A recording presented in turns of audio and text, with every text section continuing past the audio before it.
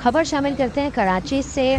DSP Ali रजा शहीद की नमाज जनाजा सीपीओ ऑफिस में अदा की गई।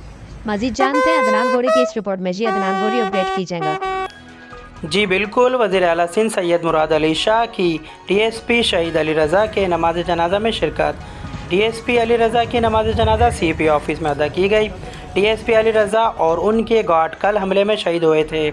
नमाज जनाजा में सूबाई मुशीर Najmi Alam, IG police, DIG rangers, civil society के लोग और पुलिस की बड़ी तादाद शरीक हुई। वज़ीर आला सिंध ने डीएसपी अली रज़ा के ख़ानदान से मुलाकात की। अली रज़ा शहीद के कातिल जल्द गिरफ्तार करके उनको कटहरे में लाएंगे। दहशतगर्दी के ख़िलाफ़ हमारी पुलिस की बड़ी कुर्बानियाँ हैं। डीएसपी अली रज़ा शहीद के कुर्बानियाँ रायगा नहीं जाएंगी। रिपोर्ट अदनान गोरी, K6 सिटी न्यूज़, कराची।